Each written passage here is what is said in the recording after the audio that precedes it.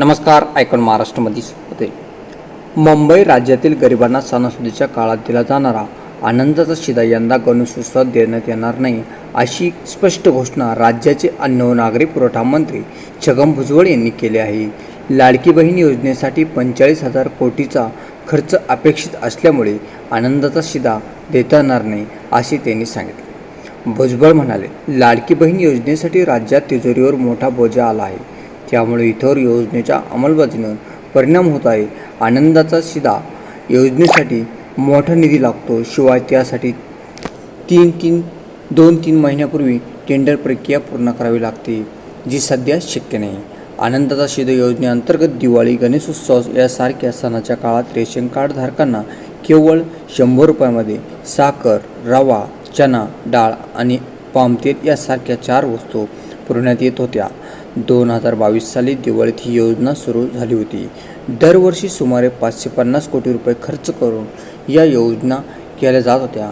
भुजबळ पुढे म्हणाले, राज्य सरकार सध्या उत्पन्नवाढीच्या दिशेने प्रयत्न करत आहे. निधी उपलब्ध होताच योजना पुन्हा राबवली जाईल. मात्र सद्यस्थितीत आनंदाचा शिधा देणे शक्य नाही. या निर्णयामुळे गोरगरिबांमध्ये नाराजीचे वातावरण असून आगामी काळात सणासुदीच्या पार्श्वभूमीवर सरकारकडून काही पर्यायी निर्णय होतो का, याकडे सर्व जणांचे लक्ष लागले आहे. सरकारने चालू केलेली लाडकी बहीण योजना आणि आता आनंदाचा शिधा यावर विरोधकांनीही टीका होत आहे. यावेळी विरोधकांनी म्हटले आहे की आनंदाचा शिधा हा निवडणुकीपुरतीच मर्यादित होता आणि निवडणूक संपल्या की तो गोरगरिबांच्या ताटातून काढून घेतला, असेही राष्ट्रवादी व काँग्रेसने आरोप केले आहे.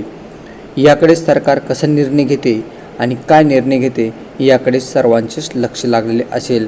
पाहूया सणासुदीच्या काळात मुख्यमंत्री देवेंद्र फडणवीस या विषयावर पुन्हा एकदा बोलतील आणि गोरगरिबांना आनंदाचा शिधा देतील, याकडे सर्वांचेच लक्ष लागलेले असेल.